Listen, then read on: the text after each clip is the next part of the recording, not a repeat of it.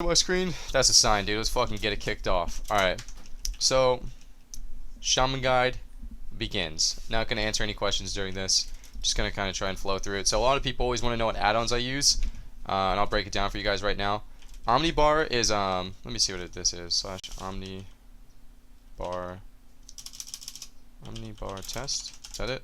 Alright, so Omnibar is the one that shows all the interrupts in the middle of the screen. This is really useful for juking, knowing when crowd control effects are up and things like that. It's really important to know when interrupts are up in case you have to fake or things of that nature. It's really important to know when certain CCs are up, like Deep Freeze and Fear, to know if you actually need to worry about them. So Omnibar is a pretty important one. The other one I use is S-Arena. S-Arena is the add-on that moves my arena frames over and shows the trinket. You can move it around, shows the trinket, also really helpful for PvP. You can place it wherever you want. That's another good one. And I think the last one that people are always interested in is Trophy GCD. Trophy GCD is the add-on that shows all the globals at the top. This isn't something I would particularly use for myself. This is more for like the stream to know what globals I'm using in what situation. So you can like pick up when I'm purging. You can kind of pick up when you know, maybe I'm dispelling some things that you can't like normally see just with the standard UI. Showing the globals would just help a little bit. But that's basically it. Master plan isn't relevant for PvP, so just Omnibar. A recount also not super important, but you know, I could show it to you. It shows how much damage is done, how much healing's done. It's kind of cool for like observing after the game. You know, what abilities are like really wrecking you. Like, you know, if you're getting out healed by someone, maybe you can see if they have like a better rotation and stuff like that. So that's basically it for add-ons. Those are the only couple I use. We're gonna go ahead and jump into macros, and before we do that, I just want to show you, if you pull up the stream and you scroll down, the macro list is all right here. The number 1, the number 2, and the number 3 are the macros I used originally to move my arena frames over. Oh, excuse me, these are actually the ones I used to show the additional debuffs on my UI. So if I were to show you this, and I use these 3 scripts, number 1, number 2, number 3, it shows the additional debuffs to the side of the UI right here, all right over there. So those are right there, and if you actually click the macro link, it shows all the rest of my macros. So if you are interested in a certain macro, you just go straight to the stream, and you can pick up on them all right there. So I'm going to go individually through every single macro and kind of explain to you why I use them. First macro is NS. This macro is actually kind of outdated, considering the fact that you're not really ever spec'd into NS anymore. But basically this has everything all in one macro. It stopped casting in case you're casting a healing surge and you decide you want NS mid-cast. It uses Blood Fury if you're Orc. It uses your on-use trinket if you have one of those. It uses Ancestral Guidance if you ever spec'd into that, which is not very likely. These are all just kind of things that were used in the past and not really relevant anymore. These 2 macros are Dispel macros. This is just party 1, so this macro dispels the first person in your party. Reason it's useful is because if you're healing someone else, let's say you're healing yourself or you're healing someone in party 2, you don't really want to like manually target the person in your party to dispel them. It's much easier to have a macro. It saves you a lot of time. This right here is actually a wind shear macro, excuse me, but this is actually showing the tooltip of a cleanse macro. And a lot of people ask, you know, why do you have so many doubles on your bars and things like that? And basically it's just so, like, at quick glance, if you're in the middle of arena and you're doing a whole bunch of things and you look down at your bars, it's easier to kind of recognize with multiple cooldowns on your action bar if it's available or not. So I look down, I see 2 wind shears, I look down, I see 2 groundings, I look down, I see 2 purifies, I look down, I see 2 links, and I look down, I see 2 ascendances. It just kind of is easier to recognize immediately if those cooldowns are available or not. So this is actually just a focus wind shear. This will wind shear your target if you have a focus, it'll wind shear your focus. If you don't have a focus, it'll wind shear your target. So one of the more important macros you need for Shaman, in my opinion. You definitely want to roll with a focus wind shear. This is a pretty standard tremor totem macro, and the reason I have this is it actually kind of helps you bait fears. If they see you casting, they think you're not going to tremor. So if you have a cancel cast macro with a tremor, you could kind of stop your cast and just tremor immediately. I found it pretty useful on that totem specifically. So this kind of goes into the additional macros I showed you earlier. This is actually just Healing Surge. It shows wind shear on my bar, but since Healing Surge has no cooldown and basically mana is irrelevant in this expansion when you're this is just showing the cooldown of wind shear. So if I press 1, it's actually my Healing Surge, but it just shows the cooldown of wind shear. things like this aren't super important. I wouldn't really recommend using it. If you get used to everything else and you kind of want to clean your UI a bit, clean up your UI a bit, I think it's kind of cool. I feel like it helps you see the cooldowns a little bit easier, but like I said, not really important. This is just a focus hex, and in the focus hex I have like a remark macro for some of the mages I played with. The remark macro worked when they would use mirror images, which is also irrelevant to this expansion. This is kind of a outdated macro, but focus hex is a good one. Would definitely recommend it. This is a really old macro. Basically the only purpose this macro serves nowadays is to just have Hellstone on your bar at all times without having a Warlock in your group. Just so you always have something on your bar instead of just an empty icon and having to dig through your bags to find your Hellstone to put on your bar when you finally play with a Warlock. Stoneclaw no longer exists, Symbiosis no longer exists, so feels bad, man. Focus Purge is also another one I really like. When your teammates are going offensive and you're kind of in the middle of healing, you can just set a focus and you can just press one keybind to start purging down a target, as opposed to having to target them, use a couple purges, retarget who you're healing. It just makes it a lot simpler, in my opinion. Focus Frost Shock, showing the icon of Purity Spirit. Focus Frost Shock is also one that you really won't use anymore. I kind of use this in Cataclysm a lot, but I really kind of fell out of using this, but still there, just because I have a bind for it. So this is actually one of the cooler macros I have. This is going to be really awesome for, let me get rid of this so I can show you. This is going to be really awesome for like BGs and RBGs, and what this does is it's a purge and dispel macro all in one. So if you were to target an enemy, let me go out and find an enemy for you guys. If you were to target an enemy, it shows the icon of purge and it actually activates as purge. But if you were to target a friendly target, it actually uses dispel. So if I'm gonna target this enemy, right here I can purge him, and then if I want to dispel myself, I can target myself and it turns into dispel. So this is what you would call a help harm macro, and I find it really helpful in like non-arena environments where you're not using like arena 1, 2, 3 macros and things like that. So the help harm macro is really cool. I have the same thing here for Lava Burst.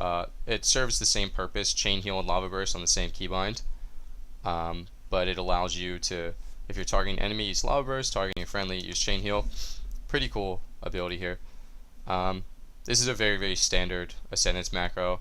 Basically when I played Orc, I just had it macroed into Blood Fury. I used to have Blood Fury macroed into NS, but you don't use NS anymore, so I kind of wanted it macroed into something.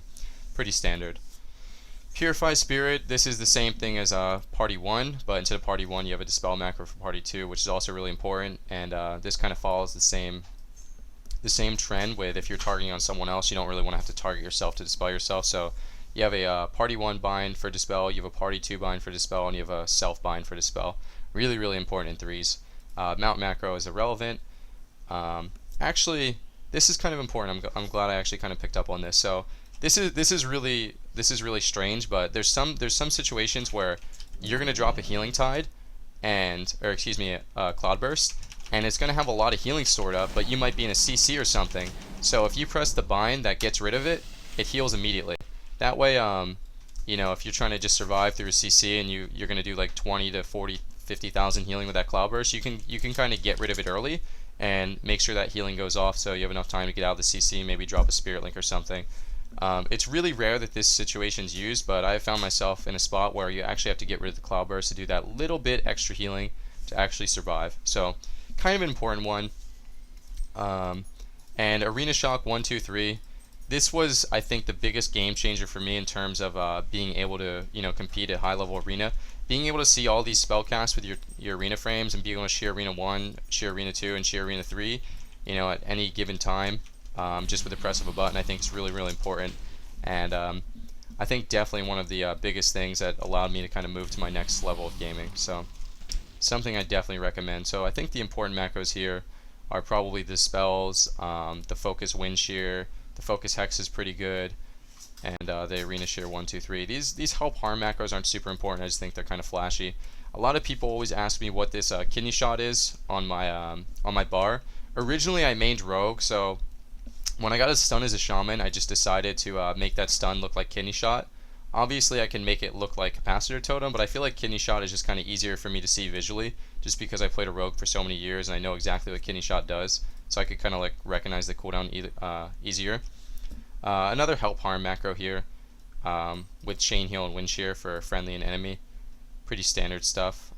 Stop casting for Spirit Link Totem. If you're ever caught in a situation where you have to feel like you have to link and you're kind of in the middle casting and you just want to drop it, instead of like having to move and just, you know, drop it, you can just kind of spam the stop casting one, which is pretty helpful in some situations. A lot of people ask me what this Shift 1 ability is, and it's simply Unleash Life. You know, if I were to use it, this is what the regular icon looks like, but we made it look like the previous icon because Blizzard always like changes what spells look like, and I don't actually want it to change. I kind of know what it looks like from the 2 expansions I played with it, and I want it to stay the same. Same with the NS, you know, I wanted the NS to stay the same. This is what it looks like now, and this is what it used to look like, so I just kind of keep my spells the same. If you guys are interested to change your spell, just go into change name and icon, and you can click anything you want. You can make it look like whatever spell you want, and it'll still work if you're doing it through a macro. So this is how you do that. Let me continue to go down. This is a macro that is just Stoneform NS. It looks really like long and intimidating, but in reality it's not. It's just basically Stoneform NS. This was kind of good against rogues to make sure you instantly get that wound poison off and you get your NS in time before the wound goes up to like kind of maximize the value of the NS. It's just showing the Spirit Link icon. This is a pretty cool macro. I don't even know why I don't have this on my bars. Oh, I do. Okay. So basically this macro is an all-in-one level, or I guess tier 3 or row 3 talent tree.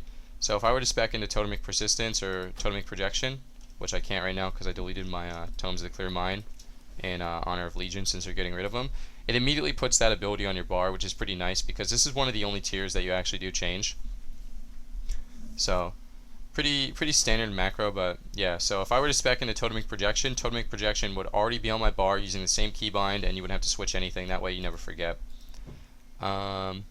This is for Paladin. That's not really needed. This is for Enhancement. That's not really needed. And I think that's actually it. Well, some people actually want to know my frames macro. This is it. To stay at the bottom of the party frames. This is the macro that allows you to do that. I thought I was on a PvE server, but I guess not. Weird. Skylines. Alright, let me get out of here. Oh, maybe you could attack people on a PvE server in here. It's my bad, yo. I think that's it for macros. We can talk about the debuffs 1, 2, and 3 if I find them. My macros are really clustered. I think this guy's Alliance, right? Yeah, he's a human. He'll stop attacking me eventually. Just gotta wait for like the game to load or whatever.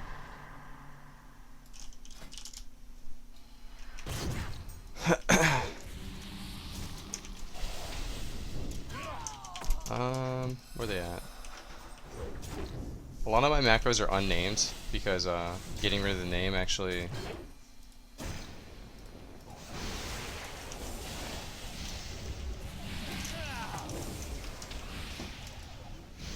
Where are these macros at?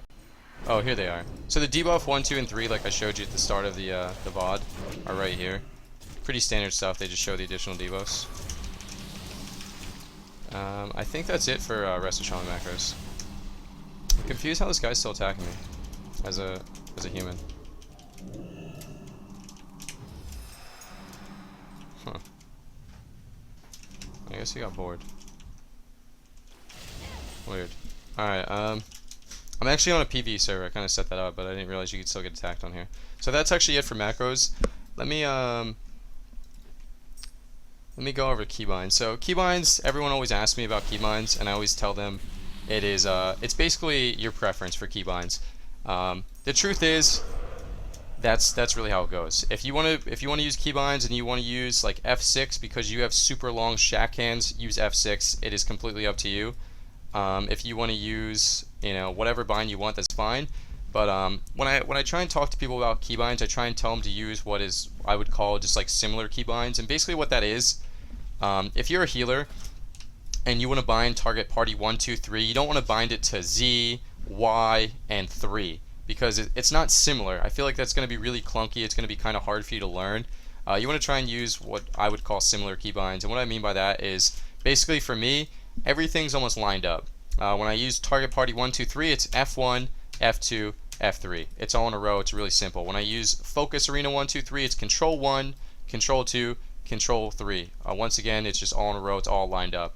For target arena 1, 2, 3, it's simply A for arena 1, S for arena 2, D for arena 3. And for shear arena 1, 2, 3, to make it really simple, it's ASD for target 1, 2, 3, and then shift ASD for shear arena 1, 2, 3. You know, it makes it really, really easy. If you're trying to learn those kind of mechanics, I would suggest that's probably the best way to do it. You know, try and make it easy. But also in the same sense that, how do I explain this? For certain keybinds, I try and make it so it's really, really easy to press. Like all my heals are just 1, 2, 3, 4, 5. You know, once again, just really, really simple. For Ascendance, you know, it's Shift 4. For Arm Mastery, it's Shift 3. You almost like exclusively use Shift 4 and Shift 3 together. And if you look at like the placement on my hand, if I want to use Ascendance and Arm Mastery, this is Shift 4, this is Shift 3. With a simple touch of a button, I could press both binds at the same exact time, just because they're what you would call similar keybinds. And it also used to be NS in that as well, and it was Shift 4, Shift 3, and Shift 2, and I could actually press all three of those at the same exact time with all my fingers. So it's pretty simple. Am I actually died? Oh my god. This guy's got to be stream sniping. But so keybinds are pretty self-explanatory. Do what you want, but if you're trying to learn like new mechanics, you want to try and, you know, make the keybinds similar. You know, it's pretty standard stuff. We're going to talk a little bit about stat priority. This expansion stat priority is probably the least important, mainly because they got rid of reforging, they got rid of gemming, so you kind of are stuck with what you get, and basically you don't have many options for gear choices. What it comes down to, for what I found personally best, is Mastery is your best stat. It increases your healing by such a large percentage that it's basically just good in every single situation. So I have the stat priority listed as Mastery, which increases your healing output, followed by Versatility, which increases your healing output and reduces the damage you receive. Also increases the damage you do, which is actually pretty relevant because Lava Burst actually hits really, really hard. And then I have that followed by Spirit, which is kind of difficult to get. You basically only get that off rings, neck, and, you know, a few other places. You know, Spirit's pretty limited this expansion. Followed by Haste, which isn't super good. It's kind of down there on the priority list. Then followed by Crit, and Crit is so low value this expansion because they reduced it. They reduced the effectiveness in PvP. Followed by Multi-Strike. So Multi-Strike's your worst stat. Crit is second worst. And Mastery versus Spirit are the three that you're looking for in that order. If you want to check out my armory, my gear is what I would like to say perfect in terms of what I think are the best stats to get. The trinkets are double versatility, since you can't really get a Mastery trinket. Technically you can with the Accolade, but I don't have access to that. But yeah, so that's as good as it's going to get. I'm going to take the time to go over the talent choices now. Resto Shamans are unfortunately one of the classes where it doesn't feel like you have any leeway with talent choices. Nature's Guardian is basically your only option. I'm going to try and kind of explain why. Nature's Guardian is something that it procs on its own. It's a passive. Normally passives are kind of boring to play with, but this one's so good that you can't really play without it. Increases your maximum health by 30%. Increase your maximum health by 25% when you drop below 30%. It's something that'll keep you out of like those execute ranges. It procs every 30 seconds.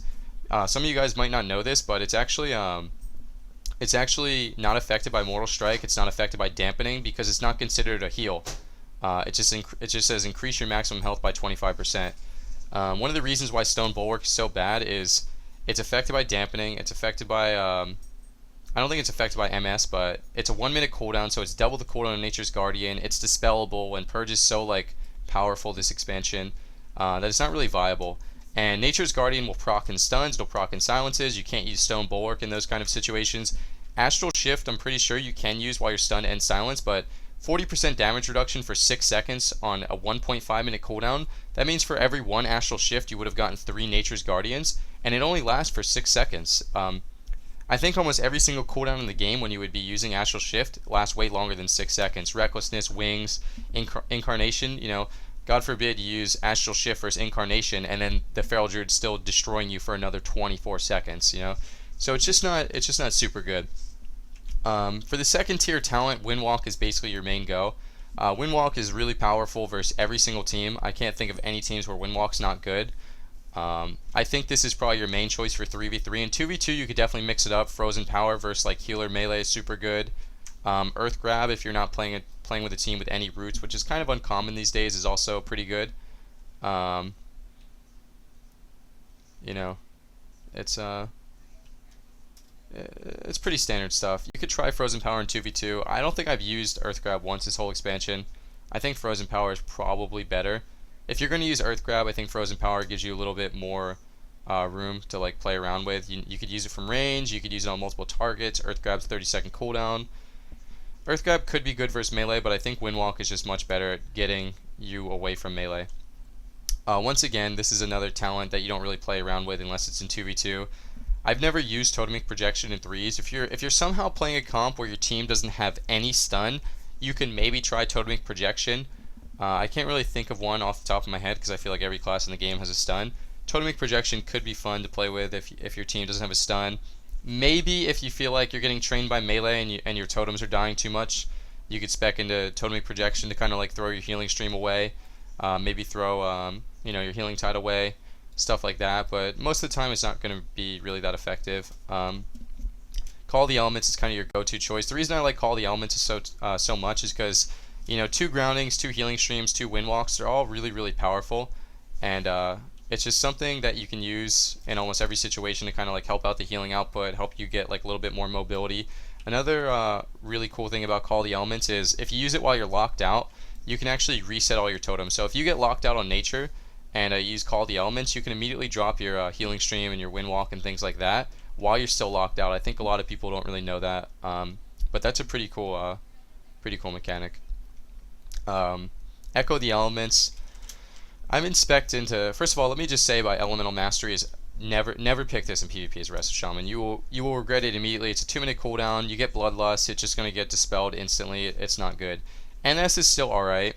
Echo the Elements is just so much better. A lot of people say, why is 2 Spirit Links better than 1 Spirit Link and 1 NS? And the truth is, it's so much more than just 2 Spirit Links. The 2 Riptides, the 2 Unleashes, and the 2 Lava Bursts actually really, really help out in Arena.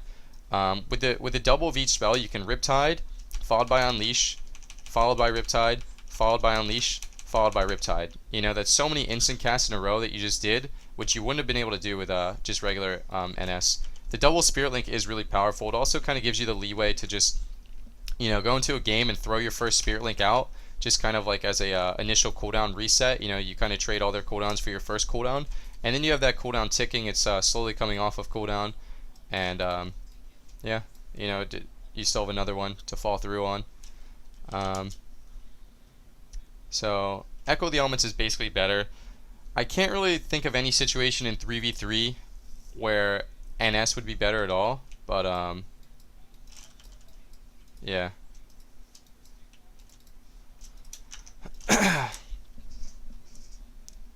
Trying to think. I played versus like Feral DK, and the reason I did that was because I actually figured I was going to take so much damage and I wasn't going to be able to top through the Spirit Link, that the second Spirit Link really wouldn't be that effective, so you could immediately just like ascend its NS and top both your teammates. So yeah. Basically, Echo the Elements is the main choice, is what I'm getting at. Rushing Streams, Ancestral Guidance, Conductivity. I wouldn't even consider these 2 as Resto Shaman talents. I mean, I don't even really feel like I should explain why they're bad, but, increasing the duration of your healing rain. Basically, if you think that your teammates are going to play an entire match in the boundaries of this healing rain, you're probably not very tuned for Arena. You definitely don't want to. Do that. Ancestral Guidance, just not very plausible. I thought about Ancestral Guidance as like a little mini Ascendance, but the Rushing Streams for the additional 15% and on 2 targets is just so much better.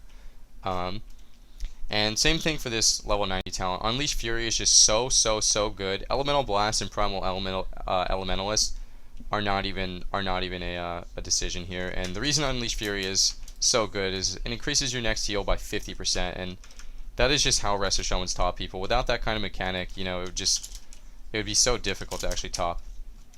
Finally, we have Cloudburst, Storm Elemental, and High Tide.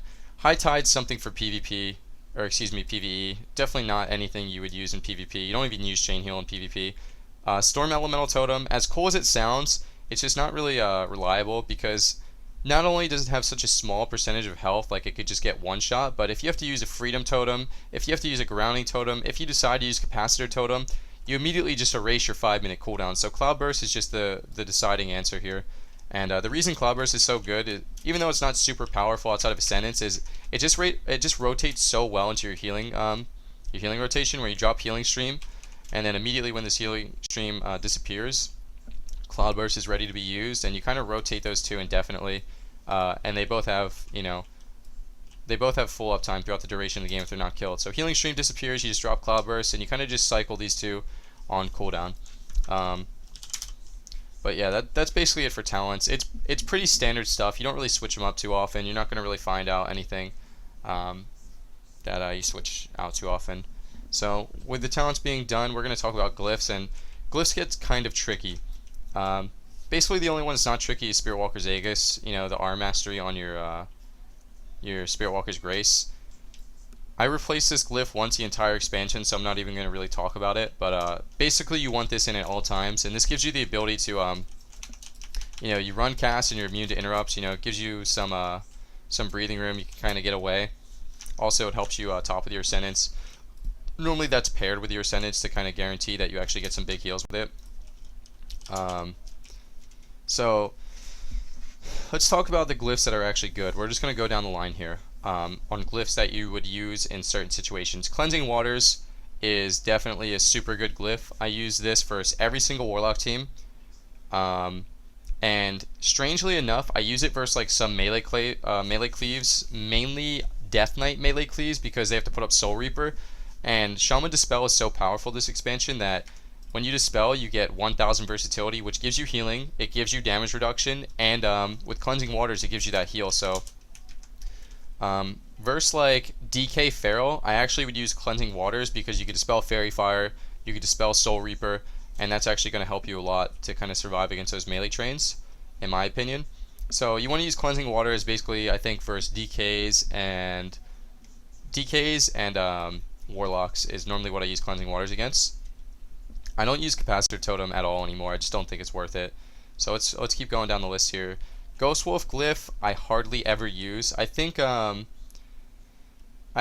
Wolf Glyph has become so bad this expansion, because even though you're not snared and you can kind of get away, it feels like DPS have too much uptime, and when you try and run, it kind of feels like you just die, and it's normally better to kind of just like stand there and tank with instant healing and just getting peels.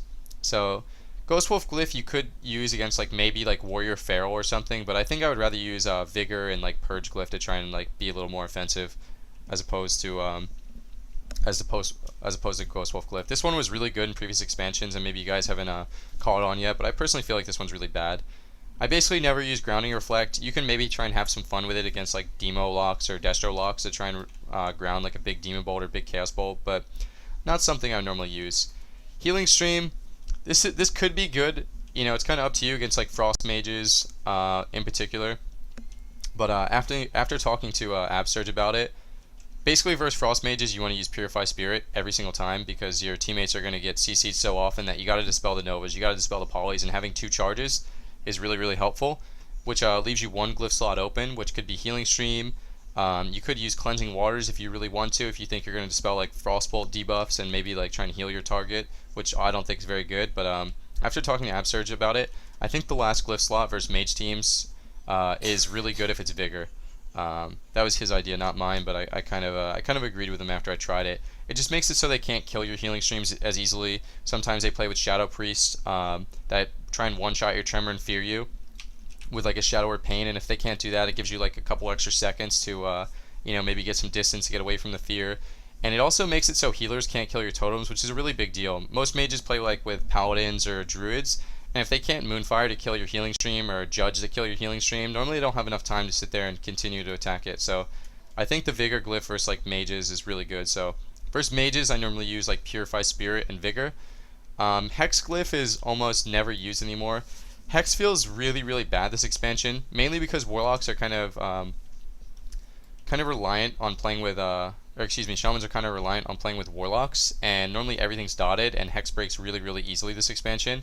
And also, a lot of the top tier comps have a cross dispel, such as Enhancement Shamans, Moonkins, Feral Druids, and Mages, which means even if you do somehow get a Hex, most of the time it's going to get dispelled. Purge Glyph is actually really good this expansion. I tend to use this versus like Disc Priest. I think it's super good. If you're fighting against a priest, you could strip the shields off really easily and reliably with Purge Glyph. Super good versus Druid teams. Getting the Rejuve and the Germination Rejuve all off with one button is also really good. And sometimes on Paladin teams, this is going to be something that you have to kind of figure out if you like it or not. Basically, you're gonna sacrifice like a defensive glyph, such as like Cleansing Waters, Vigor, or maybe Ghost Wolf, depending on what you want for like a little bit more offense. So you got to kind of test your boundaries and see if you actually like the Purge glyph. But I really like Purge. So like versus Turbo, I would use Cleansing Waters for Flame Shock. Oh, I forgot to tell you, I use Cleansing Waters versus Enhancement Shamans too. So Cleansing Waters for Flame Shock and Purge.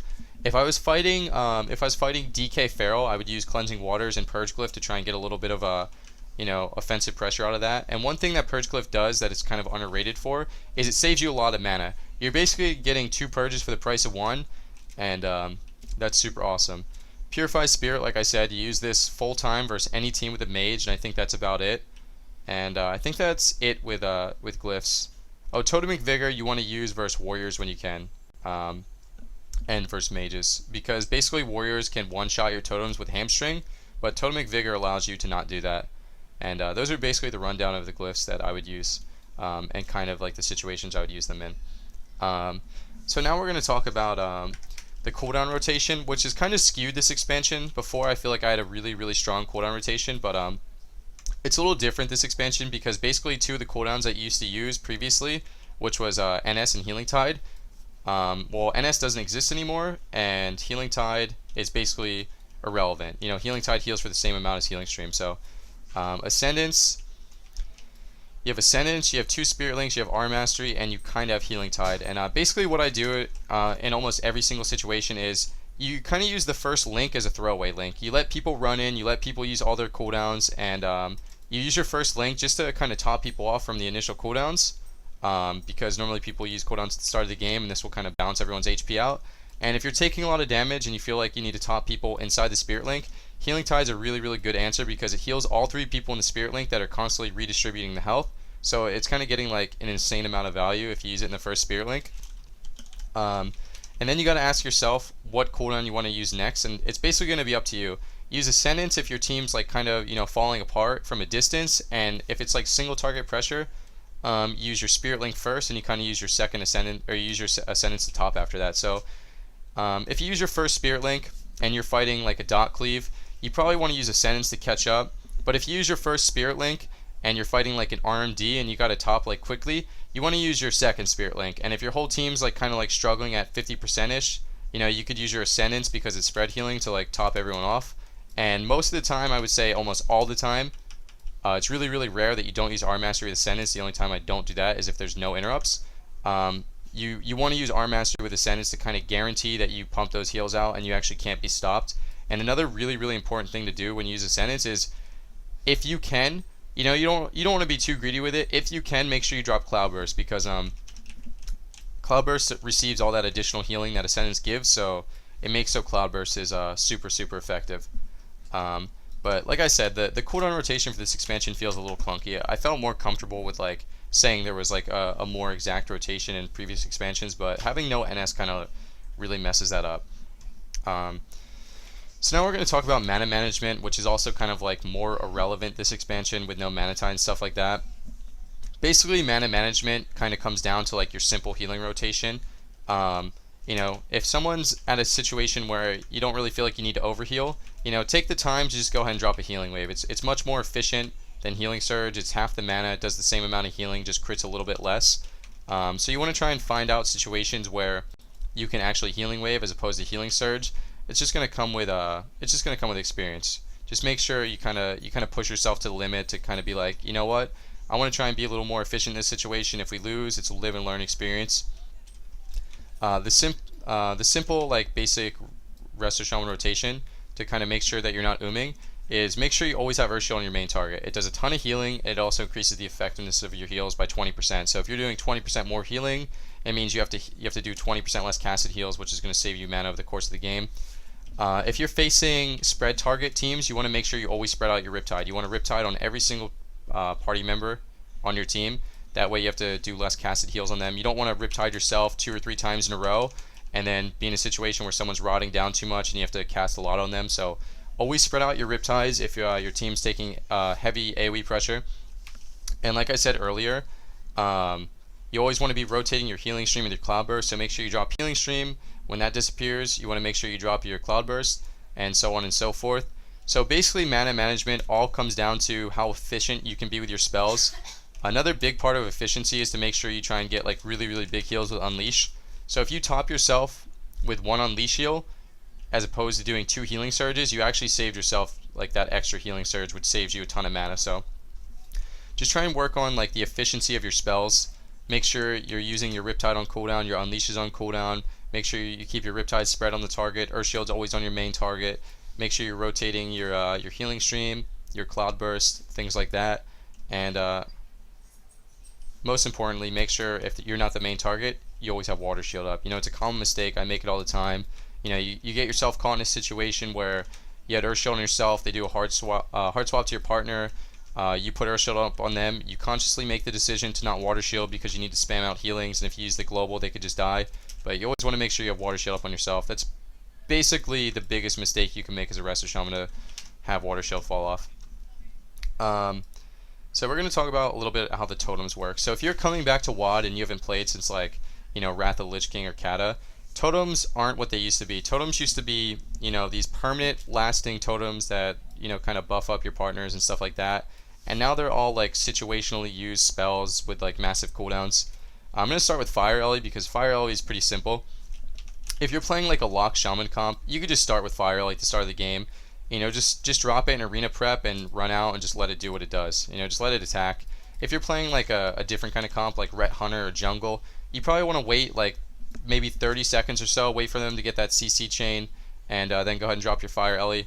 It's not a super big deal when you drop it. Just make sure you drop it in a spot where it doesn't die really easily, like the totem part.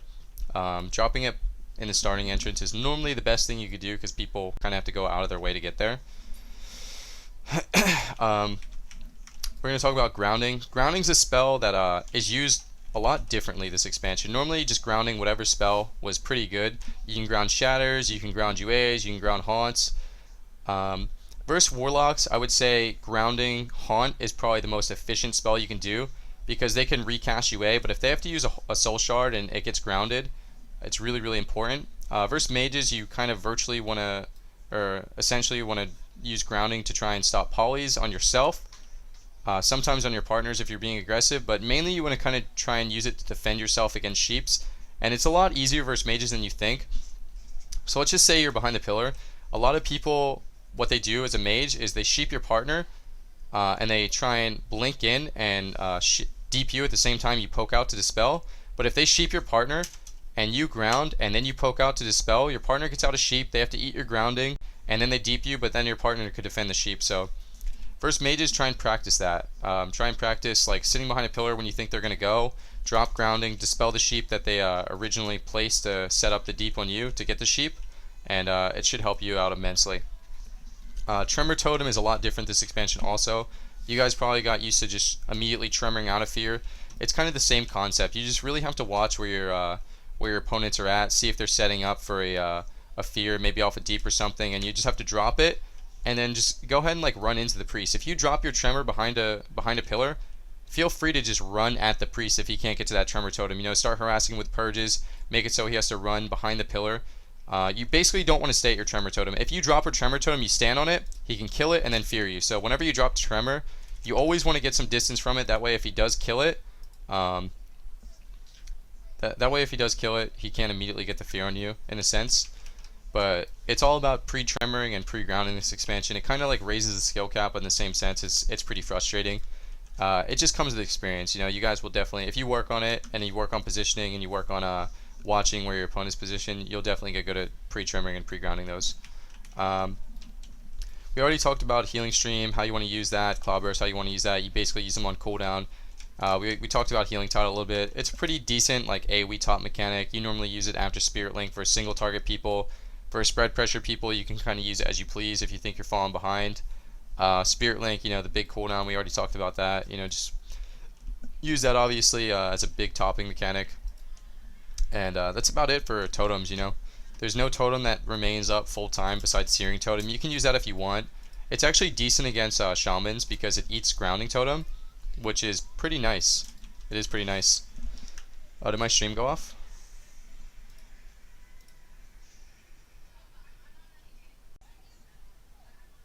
My stream's still on. You guys are just trolling.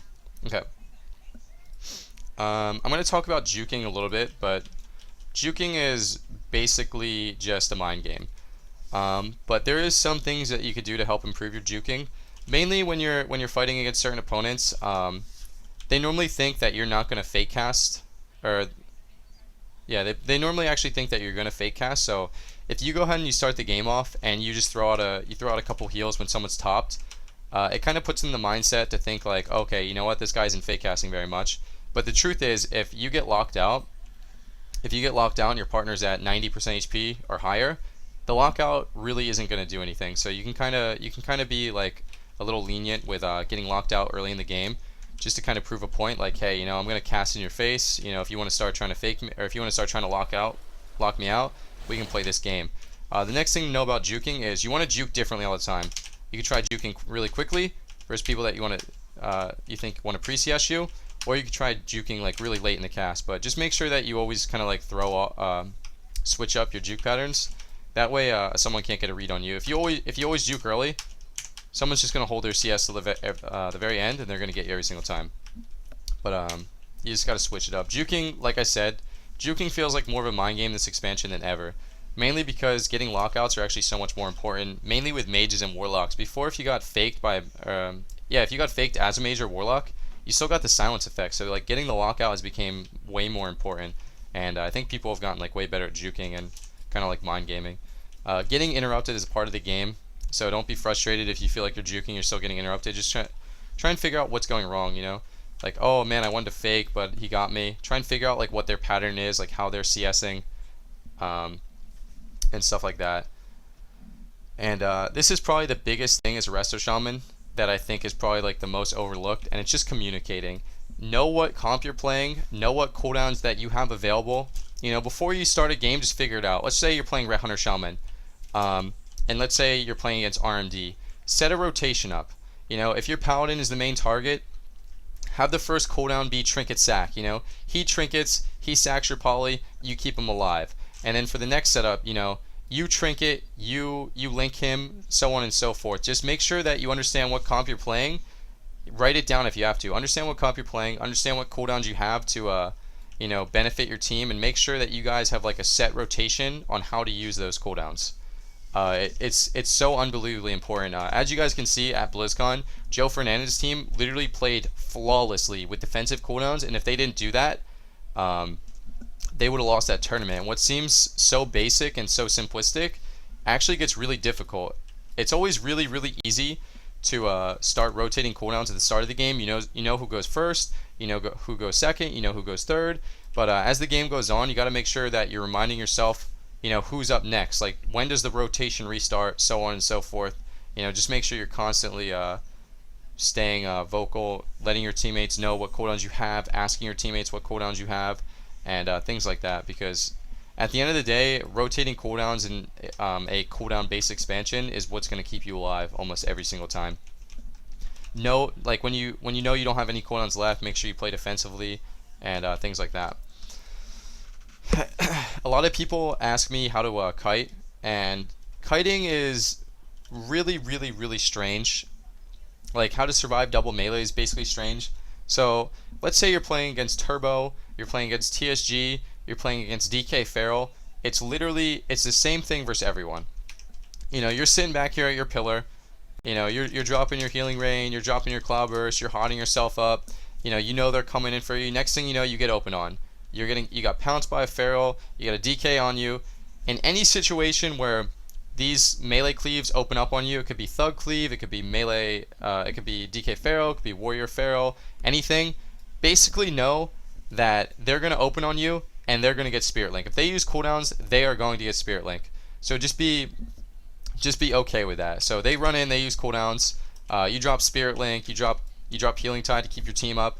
After that, you want to try and unleash yourself. You want to do this before Ghost Wolf. This is actually really important. You want to unleash yourself. You want to Freedom. Actually, you want to Earthbind first. Then you want to Freedom, and then you Ghost Wolf with the Unleash. And you run 60% faster. You get some distance. You got to the other pillar. You start casting heals. You drop a Capacitor Totem to give you a couple more seconds. They're running around the pillar. They don't want to run into the Cap Totem, so they wait. And now they're back on you. And now you're topped. And they're going to connect again. But they just use their gap closers to get over to you. You do the same exact thing. You reset your totems with call the elements. You drop your Earthbind. You do your Unleash. You drop your Freedom. And you go back the other side. One of the main things that you can do that's really, really important as a healer when you're getting trained is drag the DPS in a spot where they really, really destroy their healer's LOS. You know, make their healer overextend, put their healer in a position where, you know, they're going to get CC'd. But make sure that you keep dragging them across the middle of the map so your DPS can like really, really hurt them. But it's basically like a set rotation on what you do. After you run out of freedoms and stuff, expect them to get the second Spirit Link. Expect them to you know, get Ascendance, Cloudburst, Arm Mastery, and then by then the third freedom should come up, and you should kind of secure the tip if you or excuse me, secure a kill if you're playing right offensively. But you know, make sure that when you get connected on, you're ready to use cooldowns. Not that big of a deal. You drop Earthbind, you get your Unleash up because it increases your speed. A lot of people might actually not even know that. So Unleash and Ghost Wolf, you actually run really fast. Like look how much ground you can cover. And after they use their gap closers to get to you, you prep your totems, you do it again, and you should have a lot of breathing room at that point. And once you're out of like freedoms and stuff, they're gonna connect. They're gonna catch up to you. They're gonna get cooldowns. Just be ready for it. And you should be able to continue to get distance after that with like the third freedom. But kiting DPS is really, really tricky. And another thing to know is one of the biggest ways that you can survive when you're playing against certain cleaves is you actually need a lot of peels from your DPS at all times. You know, it's not just like the best shaman in the game is going to live every single time. You need a lot of peels. And if you're playing with a Warlock, try and coordinate Shadow Furies to get cast off. If you're playing like WS or FOS, you know, those Shadow Furies to get those big healing surges off are super, super important. If you're playing with a Hunter, you know, try and get like a binding knock. That way they both get stunned. You can get some more cast off. If you're playing Jungle Cleave, you know, try and once again you can get the binding off. If you're playing RLS, you know, RLS, just Shadow Fury, double cheap shot, do whatever you do. But make sure that you and your teammates have a way to coordinate how you can try and get some cast off, and it's really, really important. So a lot of people wanted to know about positioning. Positioning is really dependent on what comp you play and what your strategy is. So I'm going to kind of talk about like some of the comps that are available for Resto Shaman. I think the main ones are Jungle, which is Feral Druid Hunter, Ret Hunter, Warlock Shaman, FLS, and I guess RLS, even though I don't play it, but I'll say it anyway. So if you're playing Lock Shaman, your positioning as a healer is going to be very, very, very passive. You're going to let your Warlock and you're going to let your melee basically do the work. I hate to say it, but as Lock Shaman, you really don't have to do anything. You know, when your team's getting momentum and they're kind of you know, pushing in, they're getting CCs, they're using cooldowns, you want to try and purge a little bit.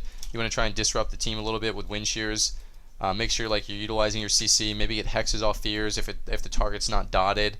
You know, maybe use freedom to kind of help them push in, things like that. But basically, positioning a shaman as Lock Shaman is generally you always want to be standing on your Warlock's port. So if this is your Warlock's port, and this is the pillar, like this is the Warlock's port, and your Warlock's like, you know, out here just, you know, doing Warlock things, just like dotting stuff. You want to be in a spot where you can heal the Warlock. You're in direct line to heal the Warlock. But if he ports, you're in direct line to heal him as he ports too. His port should probably be a little bit more behind the pillar, realistically. That way if he ports, he can't get charged and stuff. But you always want to try and position yourself in the spot where you heal him where he's at, and you heal him where his port's at. That way if he ever ports, You're in both of their lines. It's almost like kind of like a V or something. That's probably the best Warlock Shaman positioning. And you always want to be in a spot where you're just really far back. And also, if anyone pushes on you for CC and stuff back here, he can immediately port back, start harassing people with Shadow Furies and Spell Locks and things like that. So you have a really, really passive type of positioning as Lock Shaman. In comps like Red Hunter and Jungle, I think you have to be way more aggressive. You have to kind of understand that a lot of the comps you're playing against kind of put you on a timer. And basically what that means is no matter how passive you play, you're going to lose the game. So you have to be a lot more aggressive and just trade cooldowns for cooldowns, you know.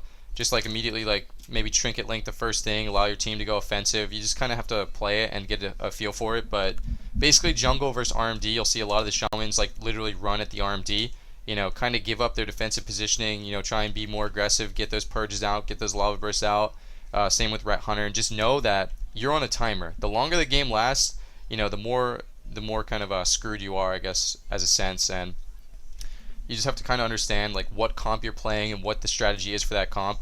Some comps is like WLS and FLS, you might have an all-in strategy. Just make sure that your positioning fits the strategy. If you guys want to play aggressive, but you're sitting back at the pillar, so your teammates push all the way in, like maybe where purple's at, and you're just sitting here and you're like, I don't want to give up my positioning, like I'm gonna get CC'd. If your team has committed to being aggressive, you have to commit with them. Otherwise, you're gonna put them in a spot where they can't even protect you anyway, and you're gonna lose. So just make sure you understand what your strategy is. Kind of talk about it a little bit with your team. Understand the comp that you're playing, which represents like how you want to position. If you want to be aggressive, if you want to be offensive, and kind of just follow the team's flow. Lastly, we're just going to talk, you know, a little bit about what the Shaman utility is, what they bring to the table, why they're so good. So basically, you have Purge, you have Wind Shear, you know, Lava Burst actually does quite a bit of damage. You have Grounding, and you have Hex. Hex is something that's not like commonly used with Warlocks because they normally triple dot. But if you can somehow find yourself in a situation where someone's not dotted and you could get a full Hex, you definitely want to go for it. You don't ever really want to overextend to try and get Hexes as like Lock Shaman, especially if the target's dotted, especially if the team you're playing against has double decurse. So you got to try and recognize ways where you can get Hex. Normally you could set them up with Shadow Furies. You could Hex off Storm Bolts. You can Hex off Fears if the target's not dotted. And basically that's probably going to be the best way you're going to get Hexes. You don't really want to go out, just run into the middle of the map and say, I'm Hexing this guy, get swapped to and die. You want to try and get it off of you know, some of those setup CCs as what we would call. Lava Burst is actually an incredibly good ability. It does an absolute ton of damage. Whoever your main target is, I would just try and recommend getting in the habit of keeping Flame Shock up on them. That way if you want to try and turn around and just dump 2 Lava Bursts right into him, you don't have to worry about the Flame Shock global and things like that. And you want to try and Flame Shock when you're going for big bursts, like in those Shadow Furies, in those Shock Waves, in those Storm Bolts, and just overall to get pressure. One of the cool things that Lock Shaman can do if they're playing like really far back, if a team's overextending, is you could set up those Shadow Furies, double Lava Bursts, you know, really do a ton of damage to people, and you know, push them back, or you know, push their healer in, which allows you to get a good swap to them. Purge is something that you don't really ever do when you're behind. If you have a free global and you're topped, you want to kind of maybe like pre-purge someone to like start stripping buffs when you're going aggressive. But when you're going aggressive, purge is something you definitely want to do, especially versus Resto Druids. You're going to find it the most effective versus Resto Druids, you know, purging those hots down if your team's playing really aggressive. Purge is something that you just kind of have to get a feel for. If you're getting like a lot of momentum and you feel like you're just like missing a tiny bit, you know, maybe try purging a little bit more when you get that momentum. Maybe try getting a couple more of those Lava Bursts in, and you really just got to get a feel for how offensive you can be in certain situations. But basically, when you have momentum, you want to try and purge as often as possible. Freedom Totem, you're going to get the most value against, you know, Druids when they Iron Bark and they Bark Skin. You know, immediately remove those 2 charges of Nature's Grasp for your melee. Versus Mages when they use their Frost Nova. Versus Resto Druids when they use, you know, Mass Entanglement. So if you're facing Mages or if you're facing Resto Druids, you kind of want to try and save Freedom for those situations where you do get an Iron Bark, you do get a Bark Skin. Maybe you're playing against Mage Druid, you get one of those Frost Novas, whatever. But sometimes, unfortunately, versus like Mage Druid or things like that, if you're getting trained as the Resto Shaman, you kind of have to use the Freedom, like I explained to you, like how to kite melee. So sometimes maybe your warrior, your rogue could get stuck in those roots. But you know, those are some of the key abilities you want to watch out for when you are using Windwalk. You can use it sometimes without roots, but that's basically if you're trying to be incredibly aggressive. So once again, you just have to recognize like what your team is trying to do, and you just have to go with the flow. A lot of WoW is just kind of, you know, improvising and just going with the flow.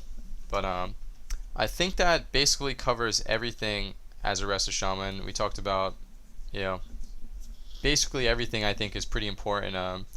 I mean, I hope you guys picked up some things. I think all this stuff's pretty basic, but a lot of people maybe don't think so. So that's basically it. That basically wraps it up. So I didn't answer any questions. If you guys have questions now is the time. If I missed something that maybe you want to talk about, I did actually talk about basic healing, the rotation. It should be in the guide. Basically, keeping Riptides up, keeping Earth Shield up. Make sure you're rotating the healing stream and the Cloud Burst. Make sure you use Unleash as well to get some of these big heals out for more efficiency and things like that. Talk about Trinket. I mean, Trinket is just one of those cooldowns that you have to rotate with your team. You know, you just have to figure out when you want to do it. You know, you Trinket first, I Trinket second. You know, use cooldowns first, I use cooldown second. When do we cast Healing Rain? I basically only cast Healing Rain at the start of a game to kind of like stack up Cloud Burst a little bit and maybe like preemptively have a hot down for openers. You can cast Healing Rain as like a reset if you're fighting a dot cleave all behind the pillar. You can also cast Healing Rain if you're really desperate and someone's in a smoke bomb really far away. Those are about it. Sometimes versus Mage Rogue, I kind of like to mess around and think I'm really good by keeping Healing Rain on myself in case they swap to me. Not really that important. You could try it if you want. Are you using macros for your basic heals? I went over all my macros. You can watch it in the VOD or on the YouTube. Do you use Searing Totem to keep yourself in combat through blind versus rogue? That's a good idea. I didn't actually talk about that, but that's actually a pretty good idea. Same with Fire Ellie, same with Earth Ellie. Yeah. Sometimes I don't really like keeping Searing Totem up because it feels weird. Like sometimes it like breaks fear and stuff. I don't know. Fear is just really bad this expansion, and I'm always really afraid of breaking it. When do I use the Link Totem? If you're trying to recover from a really heavy burst, Link is basically the best answer for it. When do you secure the tip? You always secure the tip, bro. Always secure the tip.